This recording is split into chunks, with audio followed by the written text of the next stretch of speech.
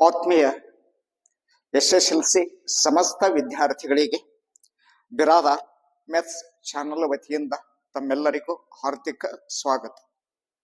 ಈಗಾಗಲೇ circle it means ವೃತ್ತಗಳು, circles ಅಂತ ತೆಗೆದುಕೊಂಡಾಗ ವೃತ್ತಗಳು ಈ ಭಾಗದಲ್ಲಿ ಪ್ರಥಮವಾಗಿ ಬರುವ ಅಭ್ಯಾಸವನ್ನು ನಾವು ಸಮಾಪ್ತಿಯನ್ನ ಗೊಳಿಸಿಕೊಂಡು ಅದನ್ನ ಬಿಡಿಸಿದ ನಂತರ ಮುಂದೆ ಇಂದು ಆ ಒಂದು ಸರ್ಕಲ್ಸ್ ಆ ವೃತ್ತಗಳು ಈ ಅಧ್ಯಾಯದಲ್ಲಿ ಬರುವ ಮುಂದಿನ ಒಂದು ವಿಷಯ ಏನು ಅನ್ನುವಂಥದ್ದು ಅರ್ಥ ಮಾಡಿಕೊಳ್ಳೋಣ. ಹಾಗಾದರೆ ಇಂದು ನಾವು ಅಧ್ಯಯನ ಮಾಡಬೇಕಾಗಿದ್ದು number of tangents from a point on a circle. Number of tangents ಅಂತ ಬಂತು. ಟಾಂಜೆಂಟ್ಸ್ ಇಟ್ ಮೀನ್ಸ್ ಸ್ಪರ್ಶಕ. ನಂಬರ್ ಸಂಖ್ಯೆಗಳು, ಸ್ಪರ್ಶಕದ ಸಂಖ್ಯೆಗಳು. From a point on a circle, ಒಂದು ಪಾಯಿಂಟ್ ಸರ್ಕಲದ ಮೇಲೆ, ಸರ್ಕಲದ ಒಳಗಡೆ, ಸರ್ಕಲದ ಹೊರಗಡೆ, ಮೂರು ಭಾಗದಲ್ಲಿ ನಾವು ಆ ಪಾಯಿಂಟ್ ಅನ್ನ ನೋಟ್ ಮಾಡ್ತಾ ಇದ್ದೀವಿ. ಒಂದು ಸರ್ಕಲ್, ಒಂದು point. So is therefore ನಾವೇನ್ ಮಾಡೋಣ ಅಂತಂದ್ರೆ, ಇವಾಗ ಇದು ಒಂದು ಸರ್ಕಲ್ ತಗೊಂಡಿದೀವಿ, ಒಂದು ಪಾಯಿಂಟ್ ಇದೆ. ಈ ಪಾಯಿಂಟ್ ಅನ್ನ ಸರ್ಕಲದ ಒಳಗಡೆ ಇದ್ರ ಮತ್ತು ಇದೇ ಪಾಯಿಂಟ್ ಸರ್ಕಲದ ಮೇಲೆ ಇದ್ರ, ಇದೇ ಪಾಯಿಂಟ್ ಸರ್ಕಲದ ಹೊರಗಡೆ ಇದ್ರ ನಾವು ಎಷ್ಟು ಟಾಂಜೆಂಟ್ಸ್ ಗಳನ್ನ ಡ್ರಾ ಮಾಡ್ಲಿಕ್ಕ ಸಾಧ್ಯ ಇದೆ ಅನ್ನುವಂಥದ್ದು ಇಂದು ನಾವು ಅರ್ಥ ಮಾಡಿಕೊಳ್ಳಬೇಕಾಗಿದ್ದು ವಿಷಯ ಅಂತ. ಅದಕ್ಕೋಸ್ಕರವಾಗಿ ವಿದ್ಯಾರ್ಥಿಗಳೇ, ಇಲ್ಲಿ ಒಂದು ಬಿಂದುವಿನಿಂದ ವೃತ್ತದ ಮೇಲಿನ ಬಿಂದುವಿಗೆ ಎಳೆದ ಸ್ಪರ್ಶಕಗಳ ಸಂಖ್ಯೆ. ಒಂದು ಬಿಂದುವಿನಿಂದ ಆ ಕೊಟ್ಟಿರುವಂತಹ ಸರ್ಕಲ್ ಏನಿದೆ, the given circle, the draw of the tangents ಅಂತ.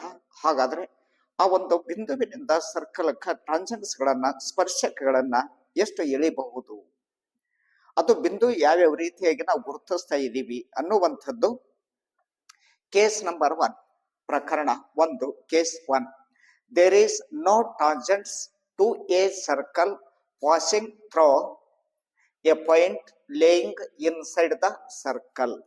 ಹಂಗಂದ್ರ ದೇರ್ ಈಸ್ ನೋ ಟಾಂಜೆಂಟ್, ಸ್ಪರ್ಶಕಗಳು ಇಲ್ಲ ಅಂತ, ಇಳಿಲಿಕ್ಕ ಸಾಧ್ಯನೇ ಇಲ್ಲ.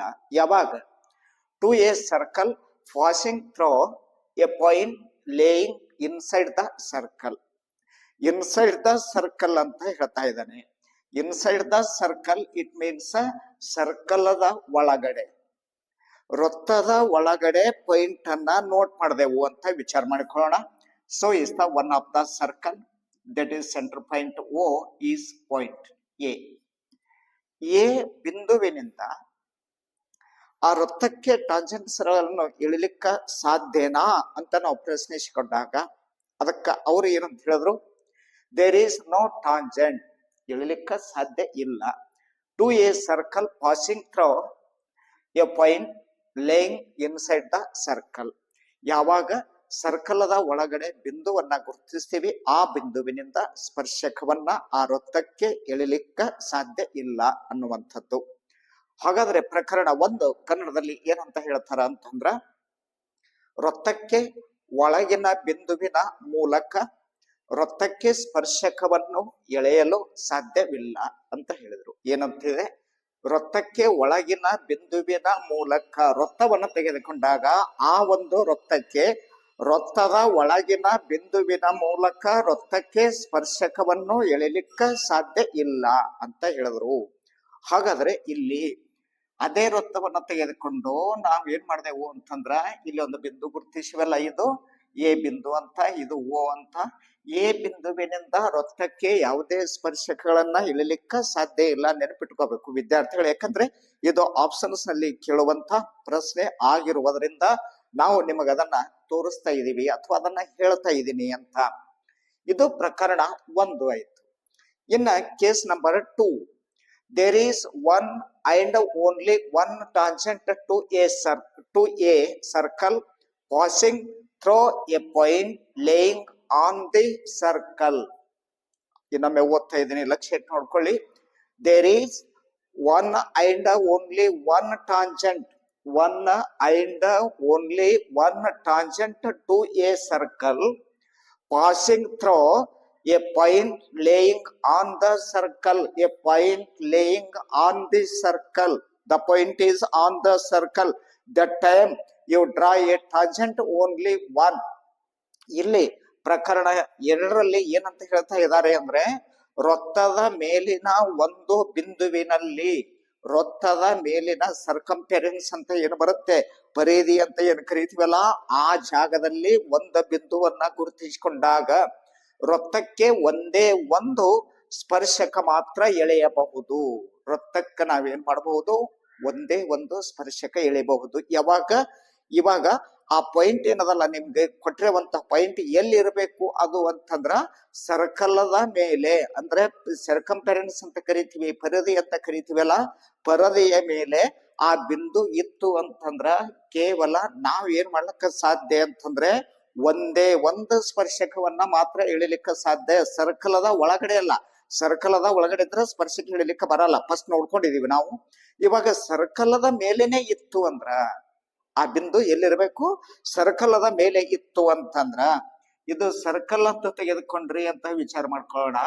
ಈ ಸರ್ಕಲದ ಮೇಲೇನೆ ಈ ಒಂದು ಬಿಂದು ಗುರುತಿಸಿವಿ ಅಂತ ನಾವು ಅರ್ಥೈಸಿಕೊಂಡಾಗ ಅಲ್ಲಿ ಎಷ್ಟು ಸ್ಪರ್ಶಕಗಳನ್ನ ಎಳಿಲಿಕ್ಕೆ ಸಾಧ್ಯ ಅಂತಂದ್ರೆ ಕೇವಲ ಒಂದು ಮಾತ್ರ ಅಂತ ನೆನಪಿಟ್ಕೋಬೇಕು. Only one tangents draw on the circle a point ಅಂತ ಹೇಳ್ತಾ ಇದೀವಿ. A point in the circle. So that tangents you draw only one. ಒಂದು ಪಾಯಿಂಟ್ ಒಂದು ಸರ್ಕಲದ ಮೇಲೆ ಇತ್ತು, ಸರ್ಕಂಫೆರೆನ್ಸ್ ಮೇಲ್ಗಡೆ ಇತ್ತು, ಪರದೆಯ ಮೇಲೆ ಇತ್ತು ಅಂದ್ರ ಆ ಒಂದು ಸಂದರ್ಭದಲ್ಲಿ ವೃತ್ತಕ್ಕೆ ಎಷ್ಟು ಸ್ಪರ್ಶಕಗಳನ್ನ ಎಳೆಯಬಹುದು ಅಂತ ನಾವು ಮನಸ್ಸಿನಲ್ಲಿ ವಿಚಾರಿಸಿಕೊಂಡಾಗ ಕೇವಲ ಒಂದು ಮಾತ್ರ ಅಂತ ತಾವು ನೆನಪಿಟ್ಕೋಬೇಕು ಅನ್ನುವಂಥದ್ದು. ಇದು ಕೇಸ್ ನಂಬರ್ 2ರಲ್ಲಿ, ಪ್ರಕರಣ 2ರಲ್ಲಿ ನೋಡ್ಕೊಂಡಿವಿ. ನೆಕ್ಸ್ಟ್ ಕೇಸ್ ನಂಬರ್ 3 ಅಂತ ಬಂತು. ಎಷ್ಟನೇದ್ದು ಅಂತಂದ್ರೆ ಕೇಸ್ ನಂಬರ್ 3 ಅಂತ ತೆಗೆದುಕೊಂಡಾಗ ಕೇಸ್ 3 ಏನಂತ ಹೇಳುತ್ತೆ, what is the case 3? So is there are exactly 2 tangents. There are exactly 2 tangents. ನಿಶ್ಚಿತವಾಗಿ 2 ಸ್ಪರ್ಶಕಗಳನ್ನ ಎಳೆಯಬಹುದು. Where is the point? So is the point of to a circle through a point laying outside the circle. A point laying outside the circle. That point is outside the circle. So that time you draw the tangents. 2 tangents you will draw the circle. ಅವಾಗ ಆ ಸರ್ಕಲ್ಕ್ಕ ನಾವು 2 ಸ್ಪರ್ಶಕಗಳನ್ನ ಎಳಿಬಹುದು. ಯಾವಾಗ? ಪ್ರಕರಣ 2ರಲ್ಲಿ ಅಂತ ಹೇಳ್ತಾರೆ ಅವರು. ವೃತ್ತಕ್ಕೆ ಬಾಹ್ಯ ಬಿಂದುವಿನಿಂದ ನಿರ್ದಿಷ್ಟವಾಗಿ 2 ಸ್ಪರ್ಶಕಗಳನ್ನ ಎಳೆಯಬಹುದು. ಒಂದು ವೃತ್ತವನ್ನ ತೆಗೆದುಕೊಂಡಾಗ ಆ ವೃತ್ತಕ್ಕೆ ನಾವೇನ್ ಮಾಡಬಹುದು, ಹೊರಗಿನ ಬಿಂದು, ಬಾಹ್ಯ ಬಿಂದು ಅಂದ್ರ ಹೊರಗಿನ ಬಿಂದುವಿನಿಂದ 2 ಸ್ಪರ್ಶಕಗಳನ್ನ ಎಳಿಲಿಕ್ಕ ಸಾಧ್ಯ ಇದೆ ಅಂತ ಹೇಳ್ತಾರ ಅವರು. ಹಾಗಾದ್ರೆ ವಿದ್ಯಾರ್ಥಿಗಳೇ, ನಾವು ಇಲ್ಲಿ ಏನ್ ಮಾಡೋಣ ಅಂತಂದ್ರೆ ಮತ್ತೆ ಒಂದು ಸರ್ಕಲ್ ಅನ್ನ ನೋಟ್ ಮಾಡ್ಕೊಳ್ಳೋಣ. ಸರ್ಕಲ್ ಅನ್ನ ತೆಗೆದೀವಿ. ಆ ಸರ್ಕಲ್ ನಾವು ನೋಟ್ ಮಾಡ್ಕೊಂಡಿದೀವಿ ಅಂದ್ರೆ ಔಟ್ ಸೈಡ್ ಇಲ್ಲಿ ಎಲ್ಲೋ ಒಂದ್ ಕಡೆ ಬಿಂದು ಇದೆ ಅಂತ ಇರ್ಲಿ, ಎ ಬಿಂದು. ಈ ಎ ಬಿಂದುವಿನಿಂದ ಎಷ್ಟು ಸ್ಪರ್ಶಕಗಳನ್ನ ಆ ವೃತ್ತಕ್ಕೆ ಎಳಿಲಿಕ್ಕ ಸಾಧ್ಯ ಅದ ಅಂತ ನಾವು ಅರ್ಥೈಸಿಕೊಂಡಾಗ ಕೇವಲ 2 ಸ್ಪರ್ಶಕಗಳನ್ನ ಮಾತ್ರ ಎಳಿಬಹುದು. ಇದಕ್ಕೆ ಇದು ಪಿ ಅಂತ ಗುರುತಿಸೋಣ, ಇದಕ್ಕೆ ಕ್ಯೂ ಅಂತ ಇರ್ಲಿ. ಎ ಪಿ ಮತ್ತು ಎ ಕ್ಯೂ 2 ಸ್ಪರ್ಶಕಗಳು ಎಳಿಬಹುದು. ರಿಪೀಟ್ ಆಗಿ ಇನ್ನೊಮ್ಮೆ ಅದನ್ನ ಹೇಳ್ತಾ ಇದ್ದೇನೆ ನೋಡ್ರಿ. ಒಂದು ಸರ್ಕಲದ ಒಳಗಡೆ ಪಾಯಿಂಟ್ ಕೊಟ್ರು ಅಂದ್ರ ಸ್ಪರ್ಶಕ ಇಳಿಲಿಕ್ಕ ಸಾಧ್ಯ ಇಲ್ಲ. The point is in the circle, that time no tangents. ಆ ಸಂದರ್ಭದಲ್ಲಿ ಟಾಂಜೆಂಟ್ಸ್ ಇಳಿಲಿಕ್ಕ ಆಗಲ್ಲ. A point is on the circle, so that time you draw only 1 tangents. ಯಾವಾಗ ಅದೇ ಬಿಂದು ಅನ್ನುವಂಥದ್ದು ಸರ್ಕಲದ ಮೇಲೆ ನಾವು ಗುರುತಿಸಿದೆವು ಅಂತಂದ್ರ ಕೇವಲ 1 ಟಾಂಜೆಂಟ್ಸ್ ಅನ್ನ ಮಾತ್ರ ಎಳಿಲಿಕ್ಕ ಬರುತ್ತೆ. ಸರ್ಕಲದ ಮೇಲೆನೆ ಆ ಬಿಂದು ಇರಬೇಕು. The point outside, the point is laying outside, that time you draw the tangents of 2 ಅಂತ ಹೇಳ್ತಾ ಇದೀವಿ. ಆ ವೃತ್ತದ ಹೊರಗಡೆ ಒಂದು ಬಿಂದು ಇತ್ತು ಅಂದ್ರ ಆ ಬಿಂದುವಿನಿಂದ ವೃತ್ತಕ್ಕೆ ಎಷ್ಟು ಸ್ಪರ್ಶಕಗಳನ್ನ ಎಳಿಬಹುದು ಅಂತಂದ್ರ 2 ಸ್ಪರ್ಶಕಗಳನ್ನ ಎಳಿಬಹುದು. ವೃತ್ತದ ಒಳಗಡೆ ಇದ್ರ ಸ್ಪರ್ಶಕ ಎಳಿಲಿಕ್ಕೆ ಬರಲ್ಲ, ದಟ್ ಇಸ್ ಪಾಯಿಂಟ್ 1. ವೃತ್ತದ ಮೇಲೆ ಬಿಂದು ಇತ್ತಂದ್ರ 1 ಟಾಂಜೆಂಟ್, ವೃತ್ತದ ಹೊರಗೆ ಇತ್ತು ಅಂದ್ರ 2 ಟಾಂಜೆಂಟ್ಗಳು ಅನ್ನುವಂಥದ್ದು ವಿದ್ಯಾರ್ಥಿಗಳೇ ನೆನಪಿನಲ್ಲಿ ಇಟ್ಕೊಳ್ರಿ. ಯಾಕಂದ್ರೆ ಇದು ಆಪ್ಷನ್ಸ್ ನಲ್ಲಿ ಕೇಳುವಂತ ಪ್ರಶ್ನೆ ಆಗಿರುವುದರಿಂದ ಇಲ್ಲಿವರೆಗೆ ಅದರ ಸಂಪೂರ್ಣವಾದ ಮಾಹಿತಿಯನ್ನ ಕೊಟ್ಟಿದ್ದೀವಿ. ಇನ್ನು ಮುಂದೆ ಮತ್ತೆ ವಿಷಯ ಏನಿದೆ ಅಂತ ಅರ್ಥ ಮಾಡಿಕೊಳ್ಳೋಣ. ಥಿಯರಮ್ 10.2 ಬಹಳ ಅಂದ್ರೆ ಅತಿ ಪ್ರಾಮುಖ್ಯವಾಗಿರುವ ಪ್ರಮೇಯ ಎಂದು ನಾವು ಅಧ್ಯಯನ ಮಾಡ್ತಾ ಇದ್ದೀವಿ. ಇದು ಹಿಂದಿನ ವಾರ್ಷಿಕ ಪರೀಕ್ಷೆಗಳನ್ನ ತೆಗೆದುಕೊಂಡಾಗ ಅಥವಾ ಹಿಂದಿನ ಸರಣಿ ಪರೀಕ್ಷೆಗಳನ್ನ ತೆಗೆದುಕೊಂಡಾಗ ಅದಕ್ಕೆ ನಾವು ಪ್ರಿಪರೇಟರಿ ಎಕ್ಸಾಮ್ ಅಂತ ಕರೀತಾ ಇದ್ದೀವಿ. ಆ ಒಂದು ಸಂದರ್ಭದಲ್ಲಿ ಹಿಂದೆ ಏಪ್ರಿಲ್ದಲ್ಲಿ ನಡೆಯುವಂತ SLC ಪರೀಕ್ಷೆ ಆಗಿರಬಹುದು ಅಥವಾ ಆ ಏಪ್ರಿಲ್ ಆದ ನಂತರ ಮುಂದೆ ಸಪ್ಲಿಮೆಂಟರಿ ಪರೀಕ್ಷೆ ಅಂತ ನಡೀತಾ ಇವೆ, ಅದರಲ್ಲಿ ಆಗಿರಬಹುದು. ಒಟ್ಟಿನಲ್ಲಿ ಈ ಸಮಸ್ಯೆ, ಈ ಒಂದು ಥಿಯರಮ್ ಏನಿದೆ ಕೇಳಿದ್ದು ಅನೇಕ ಸಲ, ಸಾಕಷ್ಟು ಸಲ ಈ ಒಂದು ಥಿಯರಮ್ ಅನ್ನ ವಿದ್ಯಾರ್ಥಿಗಳೇ ಕೇಳಿದ್ದಾರೆ. ಹಿಂದಿನ ನೀವು ಕ್ವಶನ್ ಪೇಪರ್ ಅನ್ನ, ಪ್ರಶ್ನೆ ಪತ್ರಿಕೆಯನ್ನ ಓಪನ್ ಮಾಡಿದ್ದೆ ಆದ್ರೆ ನಿಮಗಲ್ಲಿ 3 ಅಂಕದ ಈ ಒಂದು ಥಿಯರಮ್ ನಿಮಗೆ ಕಂಡು ಬರ್ತಾ ಇದೆ. 3 ರಿಂದ 4 ಅಂಕಗಳಿಗೆ ಈ ಒಂದು ಥಿಯರಮ್ ಅನ್ನ ನಿಗದಿಪಡಿಸಲಾಗಿತ್ತು. ಅದಕ್ಕೋಸ್ಕರವಾಗಿ ವಿದ್ಯಾರ್ಥಿಗಳೇ ಈ ಥಿಯರಮ್ ನೀವು ಎಷ್ಟು ತಿಂದ್ರು ಬಿಡಿಸಿ ಪ್ರಾಕ್ಟೀಸ್ ಮಾಡಿಕೊಳ್ಳಲೇಬೇಕು. ಈ ಥಿಯರಮ್ ನಿಮಗೆ ಸ್ವಂತಾಗಿ ಬಿಡಿಸಲು ಬರ್ತಿತ್ತು ಅಂದ್ರ ಇವತ್ತೇ ನೀವು ನನಗೆ 4 ಅಂಕಗಳ ಬಂದಿವೆ ಅನ್ನುವಂಥದ್ದು ಗೆಸ್ ಮಾಡಬಹುದು. ಆ ನಿಟ್ಟಿನಲ್ಲಿ ಇವತ್ತು ಈ ಥಿಯರಮ್ ಅನ್ನುವಂಥದ್ದು ನಾವು ಪ್ರಾಕ್ಟೀಸ್ ಮಾಡ್ಕೊಳ್ಳೋಣ. ಬಹಳ ಸುಲಭವಾಗಿರ್ತಕ್ಕಂಥ ಥಿಯರಮ್ ಇದೆ, ಬಹಳ ಸರಳಾಗಿರುವಂತ ಒಂದು ಥಿಯರಮ್, ಬಹಳ ಟಫ್ ಆಗಿ ಕಠಿಣತೆಯಿಂದ ಕೂಡಿಕೊಂಡಿರ್ತಕ್ಕಂಥದ್ದು. ನೂರಾರು ಒಂದು ವಿಚಾರಧಾರೆಗಳನ್ನ ಅದರಲ್ಲಿ ಅಳವಡಿಸಿಕೊಂಡು ಥಿಯರಮ್ ಬಿಡಿಸ್ತಕ್ಕಂಥದ್ದು ಅವಶ್ಯಕತೆ ಇಲ್ಲ. ಬಹಳ ಸುಲಭವಾಗಿರುವಂತಹ ಒಂದು ವಿಧಾನದಲ್ಲಿ ನಾವು ಒಂದು ಥಿಯರಮ್ ಅನ್ನ ಬಿಡಿಸಬಹುದು ಅನ್ನುವಂಥದ್ದು ಇಂದು ಅಧ್ಯಯನ ಮಾಡಿಕೊಳ್ಳೋಣ. ಅದಕ್ಕೋಸ್ಕರವಾಗಿ ದಯವಿಟ್ಟು ಎಲ್ಲ ವಿದ್ಯಾರ್ಥಿಗಳು ಈ ಒಂದು ಪ್ರಮೇಯ ನನ್ನಿಂದ ನಿಮ್ಮಲ್ಲಿ ಹಂಬಲ್ ರಿಕ್ವೆಸ್ಟ್ ಮಾಡ್ಕೊಳ್ತಾ ಇದ್ದೀನಿ. ಏನು ಅಂತಂದ್ರೆ ಈ ಒಂದು ಪ್ರಮೇಯ ಯಾರೆಲ್ಲ ವಿದ್ಯಾರ್ಥಿಗಳು ಈ ಒಂದು ವಿಡಿಯೋನ ನೋಡ್ತಾ ಇದ್ದೀರಿ ಆ ಎಲ್ಲ ವಿದ್ಯಾರ್ಥಿಗಳು ಆದಷ್ಟು ಹೆಚ್ಚಿನ ರೀತಿಯಲ್ಲಿ ಈ ಒಂದು ಪ್ರಮೇಯನ್ನ ಯಾವ ರೀತಿಯಾಗಿ ಬಿಡಿಸ್ಬೇಕು ಅನ್ನುವಂಥದ್ದು ತಾವು ನೆನಪಿನಲ್ಲಿ ಇಟ್ಕೊಂಡು ನಾಳೆ ಬರುವ ಪರೀಕ್ಷೆಯಲ್ಲಿ ಅತ್ಯುತ್ತಮವಾಗಿರುವಂತಹ ರೀತಿಯಲ್ಲಿ ತಾವು ಆ ಪ್ರಶ್ನೆಯನ್ನ ಎದುರಿಸಿ ಎಷ್ಟು ಅಂಕಗಳನ್ನ ಕೊಟ್ಟಿದ್ದಾರೆ ಅಷ್ಟು ಅಂಕಗಳನ್ನ ನೀವು ಪಡೆದುಕೊಳ್ತೀರಿ ಅನ್ನುವಂತ ಒಂದು ವಿಶ್ವಾಸವನ್ನ ಯಾವತ್ತು ಇವತ್ತೇ ವರ್ಷದ ಎಲ್ಲ ವಿದ್ಯಾರ್ಥಿಗಳಲ್ಲಿ ನಾವು ಆ ನಂಬಿಕೆಯನ್ನ ಇಟ್ಟು ಈ ಒಂದು ಪ್ರಶ್ನೆಯನ್ನ ಬಿಡಿಸಿಕೊಳ್ಳೋಣ. ಥಿಯರಮ್ ಏನಿದೆ ಅಂತ ವಿದ್ಯಾರ್ಥಿಗಳೇ ನೋಡಿಕೊಳ್ಳೋಣವೇ. Theorem 10.2 the tangents drawn from an external point to a circle are equal. So is the once upon repeated. Theorem 10.2 the lengths of tangents, lengths anta bantu, length udda anta, of the tangents ಸ್ಪರ್ಶಕದ ಉದ್ದ ಅಂತ ಹೇಳಿದ್ರು. drawn from an external point, from the point is outside ಅಂತ ಹೇಳಿದ್ರು. ಆ ಬಿಂದು ಎಲ್ಲಿದಂದ್ರ ಹೊರಗಡೆ ಅದ.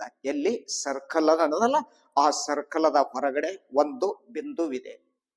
Point to a circle are equal. ಹಾಗಾದ್ರ ಆ ಹೊರಗಡೆ ಇರುವ ಬಿಂದುವಿನಿಂದ ಸರ್ಕಲ್ಕ್ಕ ಏನು ನಾವು ಸ್ಪರ್ಶಕಗಳನ್ನ ಡ್ರಾ ಮಾಡಿವಲ್ಲ, ಆ ಸ್ಪರ್ಶಕಗಳು ಏನದಾವ ಅಂತ ಕೇಳ್ತಾರ ಅಂತಂದ್ರ ದ್ಯಾಟ್ 2 ಟಾಂಜೆಂಟ್ಸ್ ಆರ್ ಈಕ್ವಲ್ ಅಂತ ಹೇಳ್ತಾರ ಅವರು. ಅವು ಎರಡು ಅಷ್ಟೇ ಅದಾವ ಅಂತ, ಎರಡು ಸಮ ಅದಾವ, ಸಮ ಉದ್ದವನ್ನ ಹೊಂದಿವೆ ಅಥವಾ ಸಮನಾಗಿವೆ ಅಂತ ಹೇಳಿದ್ರು.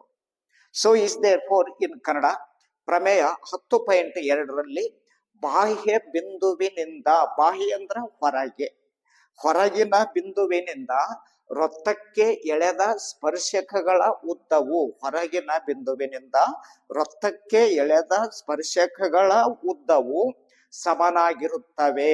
ಆ ಎರಡು ಸ್ಪರ್ಶಕಗಳ ಉದ್ದ ಏನಾಗಿರುತ್ತೆ ಅಂತಂದ್ರೆ ಸಮನಾಗಿರುತ್ತವೆ ಅಂತ ಕೊಟ್ರು.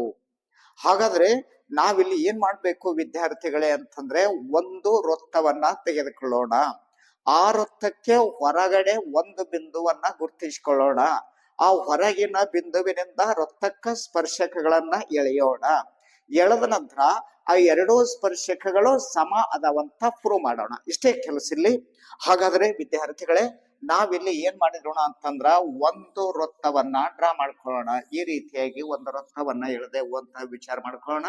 ಅದಕ್ಕೆ ಸೆಂಟರ್ ಪಾಯಿಂಟ್ ಓ ಅಂತ ಇರ್ಲಿ. O is the centre of the circle ಅಂತ ಹೇಳ್ತಾ ಇದೀವಿ. ಓ ಅನ್ನುವಂಥದ್ದು ಆ ಒಂದು ಸರ್ಕಲ್ ಅದ ಸೆಂಟರ್ ಪಾಯಿಂಟ್ ಅಂತ ಗುರುತಿಸಿದೀವಿ. ಇದಕ್ಕೆ ಔಟ್ ಸೈಡ್ ಆಗಿ ನಾವಿಲ್ಲಿ ಏನ್ ಮಾಡೋಣ ಅಂತಂದ್ರೆ ಒಂದು ಎ ಬಿಂದುವನ್ನ ಗುರುತಿಸ್ಕೊಳ್ಳೋಣ.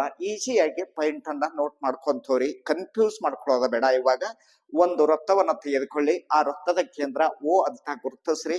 ವೃತ್ತದ ಹೊರಗಡೆ ಒಂದು ಬಿಂದು, ಎಲ್ಲೋ ಒಂದು ತವಲಿ ಒಂದು ಬಿಂದುವನ್ನ ಗುರುತಿಸ್ರಿ. ಅದಕ್ಕೆ ಎ ಅಥವಾ ಬಿ ಅಥವಾ ಸಿ ಅಥವಾ ಡಿ ನಿಮ್ಗೆ ಯಾವ್ದು ಅನುಕೂಲ ಅನಿಸುತ್ತೆ ಆ ಅನುಕೂಲದ ಪ್ರಕಾರ ಅಲ್ಲಿ ಏನ್ ಮಾಡ್ರಿ, ಒಂದು ಬಿಂದುವನ್ನ ಗುರುತಿಸಿ ಇಲ್ಲಿ ನಾವೇನ್ ಮಾಡೋಣ ಅಂತಂದ್ರೆ ಇದಕ್ಕೆ ಸ್ಪರ್ಶಕವನ್ನ ಎಳೆಯೋಣ. ಈ ರೀತಿಯಾಗಿ ಸ್ಪರ್ಶಕವನ್ನ ಎಳೆಯೋಣ. ಈ ಸ್ಪರ್ಶಕ ಅನ್ನುವಂಥದ್ದು ವೃತ್ತಕ್ಕೆ ಎಲ್ಲಿ ಛೇದಿಸ್ತು ಅಂತಂದ್ರೆ ಇದಕ್ಕೆ ನಾವು ಬಿ ಅಂತ ಕರೆಯೋಣ. ಬಿ ಬಿಂದುವಿನಲ್ಲಿ ಅದನ್ನ ಟಚ್ ಆಯ್ತು, ಕಾಂಟ್ಯಾಕ್ಟ್ ಪಾಯಿಂಟ್ ಅಂತ ಹೇಳ್ತೀವಲ್ಲ, ಸ್ಪರ್ಶ ಬಿಂದು ಅಂತ ಹೇಳ್ತೀವಲ್ಲ, ಆ ಸ್ಪರ್ಶ ಬಿಂದು ಯಾವುದು ಬಿ ಅಂತ ಗುರುತಿಸೋಣ. ಇಲ್ಲಿ ವಿದ್ಯಾರ್ಥಿಗಳೇ, ಈ ಒಂದು ವೃತ್ತಕ್ಕೆ ಇಲ್ಲಿ ಡಿ ನಲ್ಲಿ ಅದನ್ನ ಸ್ಪರ್ಶ ಆಯ್ತು ಅಂತ ಅರ್ಥ ಮಾಡಿಕೊಳ್ಳೋಣ. ಇಷ್ಟು ಅವರು ಕೊಟ್ಟಿದ್ದು. ಕೊಟ್ಟ ನಂತರ ಇವಾಗ ನಾವು ಏನು ಪ್ರೂವ್ ಮಾಡ್ಬೇಕಾಗ್ಯದ ಅಂತಂದ್ರ ಈ ಎ ಬಿ ಮತ್ತು ಎ ಡಿ ಅನ್ನುವಂಥವು ಏನದವಲ್ಲ, ಎ ಬಿ ರೇಖೆ ಅನ್ನುವಂಥದ್ದೇನಿದೆ, ಆ ನಂತರ ಎ ಡಿ ಅನ್ನುವಂಥದ್ದು ಏನದಲ್ಲ, ಇವು ಎರಡು ಏನಂತ ಸಾಧಿಸ್ಬೇಕು ನಾವು ಅಂತಂದ್ರ ಈಕ್ವಲ್ ಅಂತ ಪ್ರೂವ್ ಮಾಡ್ಬೇಕು. So is the given.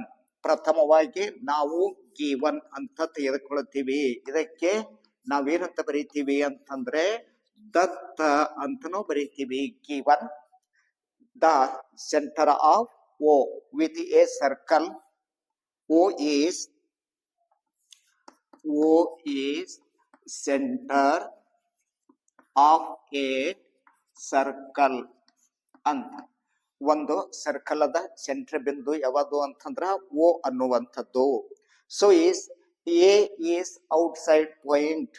There is A is outside point. A is outside point or external point ಅಂತ ಬರೀತೀವಿ. Outside point or external point ಅಂತ ಬರೀಬಹುದು. ಎಕ್ಸ್ಟರ್ನಲ್ ಪಾಯಿಂಟ್ ಅಂತ ಕೊಟ್ರೆ ಅವರು. So is therefore outside point ಅಂತ ಬರೀರಿ ಅಥವಾ ಎಕ್ಸ್ಟರ್ನಲ್ ಪಾಯಿಂಟ್ ಅಂತನೂ ಬರೀಬಹುದು.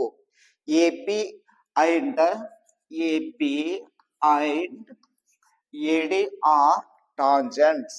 A B and A D are tangents ಅಂತ ಬರದೆವು. ಹಾಗಾದ್ರೆ ವಿದ್ಯಾರ್ಥಿಗಳೇ, ನಾವಿಲ್ಲಿ ಅದನ್ನೇ ಕನ್ನಡದಲ್ಲಿ ಏನಂತ ಬರೀತೀವಿ ಅಂತಂದ್ರೆ ದತ್ತ ಅಂತ ತೆಗೆದುಕೊಳ್ತೀವಿ. ಓ ವೃತ್ತದ ಕೇಂದ್ರ ಅಂತ ತೆಗೆದುಕೊಂಡಿವಿ. ವೃತ್ತದ ಕೇಂದ್ರ. ಎ ಅಂತ ಇದೆಯಲ್ಲ, ವೃತ್ತದ ಹೊರಗಿನ ಬಿಂದು. ವೃತ್ತದ ಹೊರಗಿನ ಬಿಂದು. ವೃತ್ತದ ಹೊರಗಿನ ಬಿಂದು ಎ ಅಂತ. ವೃತ್ತದ ಹೊರಗಿನ ಬಿಂದು ಎ ಅಂತ ಗುರ್ತು ತೆಗೆದುಕೊಂಡಿವಿ. ಎ ಬಿ ಮತ್ತು ಎ ಡಿ ಸ್ಪರ್ಶಕಗಳು. ಎ ಬಿ ಮತ್ತು ಎ ಡಿ ಗಳು ಏನು ಇವು ಅಂತಂದ್ರೆ ಸ್ಪರ್ಶಕಗಳು ಅಂತ ಕರಿತೀವಿ. ಅವಕ್ಕ ಅಂದ್ರೆ ಅವೆರಡು ಏನದಾವ ಅಂದ್ರ ಸ್ಪರ್ಶಕಗಳದಾವ ಅಂತ ಹೇಳಿದೆವು.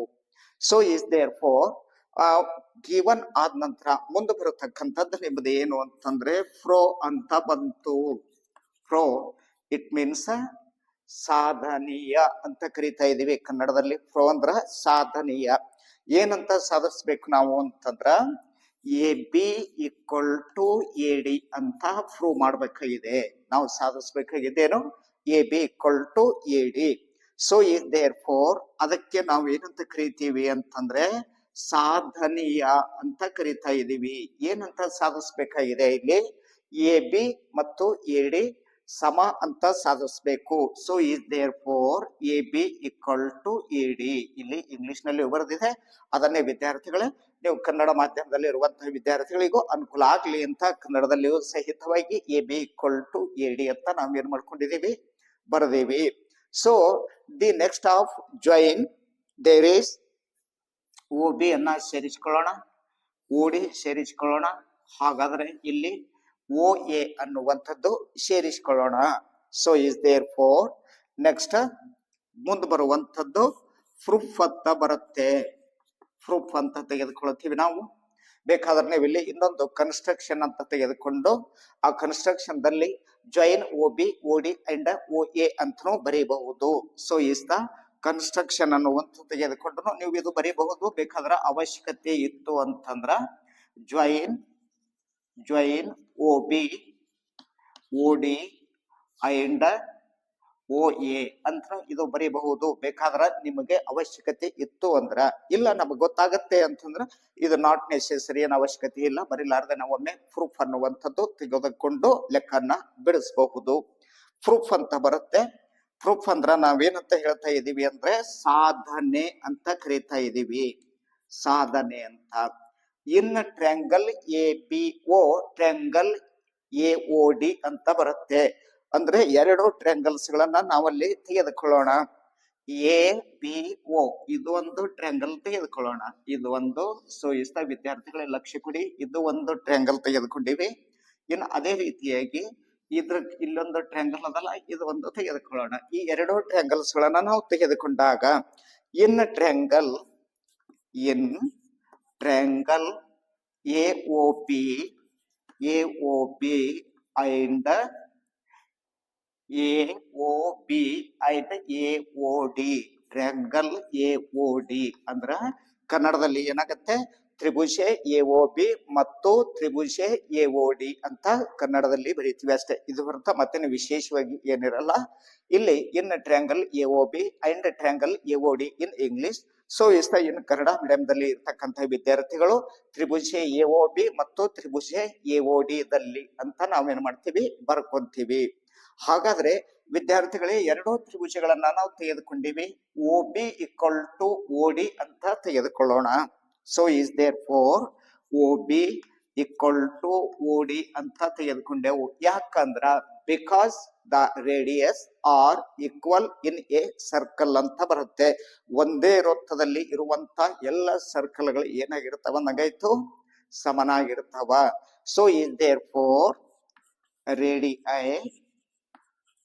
ರೇಡಿಯೈ ಸೇಮ್ ಸರ್ಕಲ್ ಅಂತ ಬರೀತೀವಿ. ಅದನ್ನೇ ನೀವೇನಂತ ಬರೀಬಹುದು, ಒಂದೇ ವೃತ್ತದ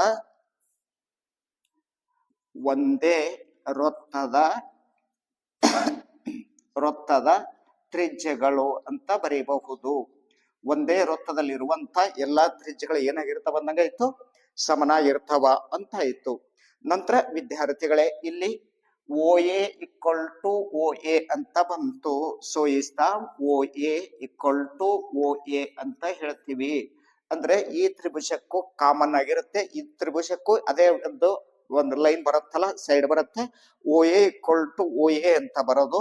so is the common side ಅಂತ ಹೇಳ್ತಾ ಇದೀವಿ. ಕಾಮನ್ ಸೈಡ್ ಅಂದ್ರೆ ಸಾಮಾನ್ಯ ಬಾಹು ಅಂತ ಕನ್ನಡದಲ್ಲಿ ನಾವೇನಂತ ಕರಿತೀವಿ ಅದಕ್ಕೆ ಅಂದ್ರೆ ಸಾಮಾನ್ಯ ಬಾಹು ಅಂತ ಕರೀತಾ ಇದೀವಿ. ನೆಕ್ಸ್ಟ್ ಮುಂದೆ ಇನ್ನೊಂದು ಅಧ್ಯಯನವನ್ನ ಮಾಡಿಕೊಂಡಾಗ ವಿದ್ಯಾರ್ಥಿಗಳೇ ಆಂಗಲ್ ಓ ಬಿ ಎ ಅಂತ ತೆಗೆದುಕೊಂಡಾಗ ಇದು ಮತ್ತು ಇದು ತ್ರಿಜ್ಯ, ಇದು ಸ್ಪರ್ಶಕ. ಒಂದು ತ್ರಿಜ್ಯವು ಸ್ಪರ್ಶಕಕ್ಕ ಲಂಬವಾಗಿರುತ್ತೆ ಅಂತ. So is the one of radius and one is the tangents intersecting at a 90 degree. ಹೌದಾ, ಒಂದು ಸ್ಪರ್ಶಕ, ಇದು ತ್ರಿಜ್ಯ ತೆಗೆದುಕೊಂಡಾಗ ಇವೆರಡು ಛೇದಿಸ್ತಕ್ಕಂತ ಬಿಂದು ಇರುತ್ತಲ್ಲ, ಆ ಬಿಂದು ಎಷ್ಟಿರುತ್ತೆ ಅಂದ್ರೆ 90 ಡಿಗ್ರಿ ಇರುತ್ತೆ. ಆದ್ದರಿಂದ ಆಂಗಲ್ ಓ ಬಿ ಎ ತೆಗೆದುಕೊಳ್ಳೋಣ.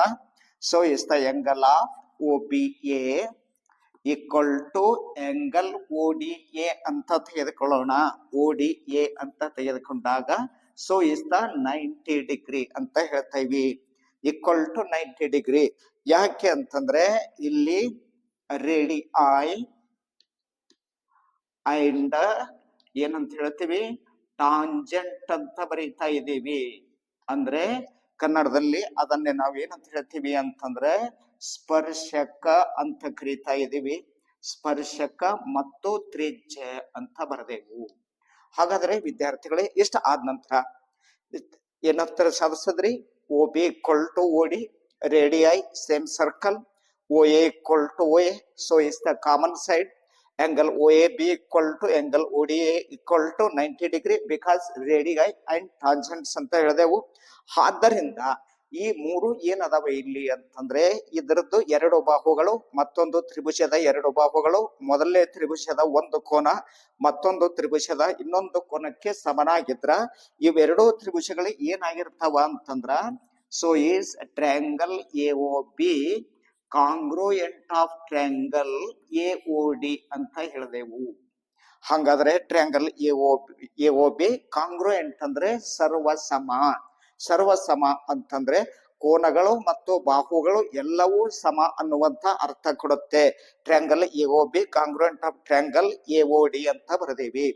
ಆದ್ದರಿಂದ ವಿದ್ಯಾರ್ಥಿಗಳೇ, ಇಲ್ಲಿ ನಾವೇನಂತ ಹೇಳ್ತೀವಿ ಅಂತಂದ್ರೆ ಎದಕ್ಕೆ ಇವು ಸಮ ಆಯ್ತು ಅಂತಂದ್ರ ಇಲ್ಲಿ RHS ಅಂತ ಹೇಳ್ತಾ ಇದ್ದೀವಿ.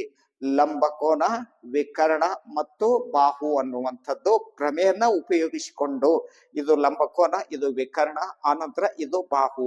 ಲಂಬಕೋನ, ವಿಕರ್ಣ, ಬಾಹು ಈ ಒಂದು ಪ್ರಮೇಯನ RHS ಥಿಯರಮ್ ಅನ್ನ ಯೂಸ್ ಮಾಡಿಕೊಂಡು ನಾವೆರಡು ಕಾಂಗ್ರೂಯೆಂಟ್ ಅಂತ ತೆಗೆದುಕೊಂಡಿವಲ್ಲ. ಆದ್ದರಿಂದ ವಿದ್ಯಾರ್ಥಿಗಳೇ, ಇದನ್ನೇ ನಾವು ಏನಂತ ಬರೀತೀವಿ ಅಂತಂದ್ರೆ so is the AB equal to AD ಅಂತ ಬರೀತೀವಿ. AB equal to AD ಅಂತ ಅಂದ್ರೆ AB ರೇಖೆ AD ರೇಖೆಗೆ ಏನದ ಅಂದಾಗ ಐತಲ್ಲಿ ಸಮನಾಗಿವೆ ಅನ್ನುವಂಥದ್ದು ನಾವು ಸಾಧಿಸಬೇಕಾಗಿತ್ತು. AB equal to AD. So is therefore two triangles are congruent. There is AB equal to AD. ಇದಕ್ಕೆ CPCT ಅಂತ ಬರೀತಾ ಇದೀವಿ. ಅಂದ್ರೆ AB equal to AD ಎರಡು ಸ್ಪರ್ಶಕಗಳು ಏನಾಗಿರ್ತಾವ ಅನ್ನಂಗಾಯ್ತು, ಪರಸ್ಪರ ಸಮನಾಗಿರ್ತಾವ ಅನ್ನುವಂಥದ್ದು ನಾವು ಅರ್ಥ ಮಾಡ್ಕೊಂಡಿದೀವಿ. ಇಷ್ಟೇ ಇದೆ ವಿದ್ಯಾರ್ಥಿಗಳೇ. ಈ ತ್ರಿಭುಜ ಎರಡು ಸಿಲೆಕ್ಟೆಡ್ ಮಾಡಿ, ಈ ಬಾಹು ಇದು ಬಾಹುಕ್ಕೆ ಸಮ ಆದವ ತ್ರಿಜ್ಯಗಳು ಅಂತ. ಆನಂತರ OA ಅನ್ನುವಂಥದ್ದು ಕಾಮನ್ ಸೈಡ್ ಬರುತ್ತೆ ಎರಡು ತ್ರಿಭುಜಕ್ಕೂ. OBA equal to ODA ಬರುತ್ತೆ, ಇದು ಲಂಬಕೋನ ಇರ್ತದ ಬಿಕಾಸ್ ಅಲ್ಲಿ ರೇಡಿಯೈ ಮತ್ತು ಟಾಂಜೆಂಟ್ಸ್ ಅಂತ ಇರ್ತಾವಲ್ಲ, ಅದಕ್ಕೋಸ್ಕರ ಲಂಬಕೋನ ಆಗುತ್ತೆ. ಅದರಿಂದ ಇವೆರಡು ತ್ರಿಭುಜಗಳು ಸರ್ವಸಮ ಅಂತ ಪ್ರೂವ್ ಮಾಡ್ರಿ. ಅವೆರಡು ಸರ್ವಸಮ ಅಂತ ಪ್ರೂವ್ ಮಾಡಿಕೊಂಡ ನಂತರ AB equal to AD ಅಂತ ಬರೀರಿ. AB equal to AD ಯಾಕೆ ಅಂತಂದ್ರೆ ಸೊ ಇಸ್ ದ AOB ನಾವು ಕಾಂಗ್ರೂಯೆಂಟ್ equal to AOD ಅಂತ ಹೇಳ್ತಾ ಇದ್ದೀವಿ. ಹೌದಲ್ಲ?